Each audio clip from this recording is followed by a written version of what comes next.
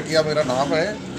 मैं पूर्व उपसभापति रहा हूँ और 1990 से लेके 2010 तक यानी कि 4 बार, 3 बार जिसमें मैं पार्षद रहा हूँ और 1 बार मेरी धर्मपत्नी पत्नी भगवती देवी जटिया पार्षद रही है। 1990 में मुझे भारतीय जनता पार्टी ने टिकट दिया था और करीब 45-47 साल से भारतीय जनता पार्टी का मैं कार्य कर रहा हूँ। परंतु 1995 में जिस तरह का मेरा कार्यकाल 90 से 95 तक का रहा, उसको मद्देनजर रखते हुए कुछ अनुसूचित जाति वर्ग के भारतीय जनता पार्टी के जो बड़े नेता हैं, उन्होंने ये सोचा कि इस व्यक्ति को अगर दोबारा टिकट दिया तो ये आगे और बढ़ेगा, इसलिए आगे कई पदों पे दावेदारी कर सकता है। और उसको ध्यान में रखते हुए इन लोगों ने मेरा टिकट काट दिया। और टिकट काट दिया तो यहाँ की जनता ने जो 5 साल के मेरा कार्यकाल रहा, उसको देखते हुए ये पूरा रोड भर गया था। करीब 3000 लोग, जिसमें बच्चे, बूढ़े, महिलाएं, पुरुष सभी आकर के ज़बरदस्ती मुझे नाम नॉमिनेशन के आखिरी दिन कहा कि हम वो टिकट देने वाले कौन हैं, हम आपको चुनाव लड़ाएंगे। मेरे मना करने पर भी मुझे ज़बरदस्ती ले जा करके यहाँ से जुलूस के रूप में लेकर के गए और उनको बीजेपी वालों को चैलेंज किया कि आप ये आसपास की सीटें भी नहीं जीतेंगे। और उसका परिणाम ये हुआ, पार्टी ने जिस व्यक्ति को टिकट दिया उसकी जमानत जब्त हुई और कांग्रेस के विजय नागौरा को मेरे द्वारा जनता के सहयोग से पराजित किया गया। अभी वर्तमान में इस वार्ड की क्या यथास्थिति है और कौन कौन सी समस्याओं से लोगों को जूझना पड़ रहा है?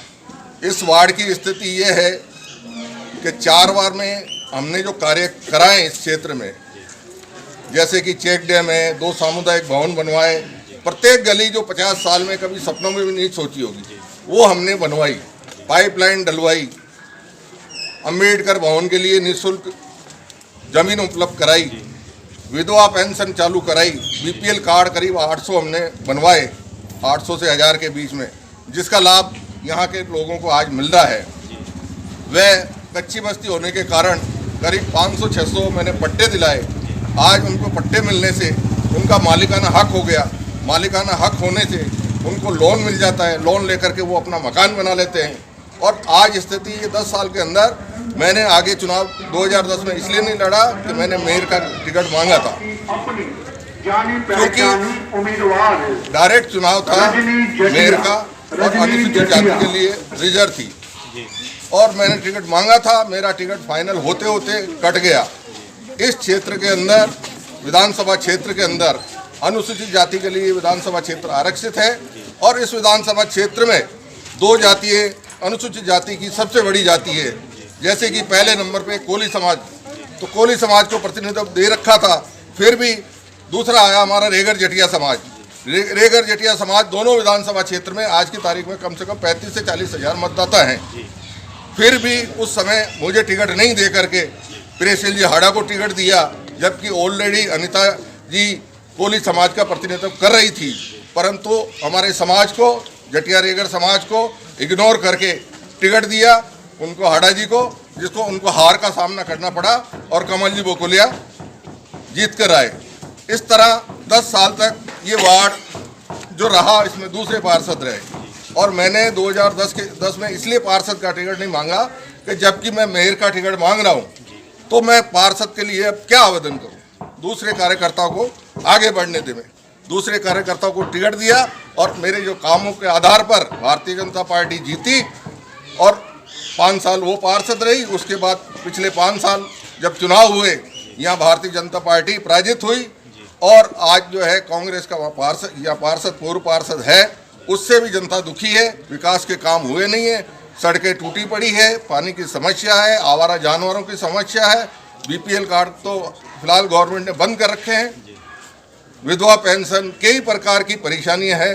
और इस क्षेत्र के अंदर जिस तरह की कानून व्यवस्था बिगड़ी हुई है इन 5 सालों में, यहाँ की जनता काफ़ी त्रस्त है और यहाँ की जनता ने आकर के ज़बरदस्ती कहा आप किसी को भी लड़ाओ आपके घर में से, इसीलिए मैंने मेरी बिटिया को इस चुनाव मैदान में उतारा। हमने इस वार्ड की पड़ताल हमारे चैनल के माध्यम से करी तो कुछ लोग हमारे सामने मौजूद हुए जिनको राज्य सरकार व केंद्र सरकार की योजनाओं से बेनिफिट इसलिए नहीं मिल पा रहा है क्योंकि उन योजनाओं के बारे में उनको जानकारी नहीं है। आप उन्हें किस तरीके से लाभान्वित करवाएंगे? मैं 20 साल का कार्यकाल मेरा पार्षद का रहा है और मुझे सारी जानकारी है जो जो योजनाएं हैं। जब मैंने 4 साल के अंदर इतने बीपीएल कार्ड बनवाए, क्योंकि उसकी जानकारी मुझे थी कि इसका फ़ायदा कब जाके और कैसे मिलेगा, उसका आज फ़ायदा मिल रहा है। उसी प्रकार राज्य सरकार की योजनाओं का मैं सबको जो उसके लिए सक्षम है, जिसका हक है, उसको मैं दिलवाने के लिए पूरे प्रयास करूंगा, उसमें कहीं कमी नहीं आने दूंगा। कोरोना महामारी के अंदर भी आपने काफ़ी सारी सेवाएं दी है और तो हमें भी पता पड़ा, तो आप थोड़ा जानकारी देंगे आप? कोरोना महामारी एक अचानक महामारी आई जिसमें सबको पीड़ा झेलनी पड़ी, गरीब को, अमीर को। यथासंभव मैंने समझा, मानवता के नाते जितना मेरे से बन सका उतना मैंने आटे का वितरण किया, क्योंकि ये क्षेत्र अनुसूचित जाति का क्षेत्र है और ज़्यादातर मजदूर वर्ग है। जितना मेरे से बन सका उतना मैंने सहयोग करने का प्रयास किया। इस चुनावी माहौल से पहले भी आपने लोगों के घर में जनसंपर्क किया है और काफ़ी लोगों को योजनाओं से फ़ायदा भी दिलवाया है। अभी जो आप जनसंपर्क कर रहे हो, मेन मुख्य क्या क्या परेशानियां लोगों की देखने को मिल रही है? मेन परेशानियां तो ये है कि यहाँ साफ सफाई का एक तो अभाव है, लाइट रोशनी का अभाव है, सड़कें नालियाँ टूटी पड़ी है, जो पूर्व पार्षद थे समय पे उपलब्ध नहीं होते हैं, हस्ताक्षर कराने तो दिक्कत आती है, विधवा पेंशन नहीं बन रही है, और सबसे मोटी जो समस्या है हमारा आगे का, अगर भविष्य में यहाँ की जनता हमें जिताकर भेजती है, क्योंकि हमारे जो इस क्षेत्र में है गरीब परिवार होने के नाते उनके पास छोटे प्लाट हैं और परिवार बड़ा है, और ऊपर से लाइनें जा रही है, लाइट की लाइन जा रही है। अगर परिवार बड़ा है, 3 मंजिल बनाना है तो वो नहीं बना पाता है, क्योंकि वो हाई टेंशन आ जाती है। और विद्युत विभाग से अगर उस पोल को या लाइट को हटाने के लिए जाते हैं तो लाखों रुपए का डिमांड आता है। सबसे मेरा पहला प्रयास यही रहेगा, स्मार्ट सिटी योजना के तहत इस वार्ड को पोल लेस कराऊं, ताकि गरीब आदमी 3 मंजिल 4 मंजिल बना के अपना परिवार को रह सके। इस चुनावी माहौल के अंदर आप वार्डवासियों से, अपनी पार्टी की तरफ से कुछ अपील करना चाहेंगे आप?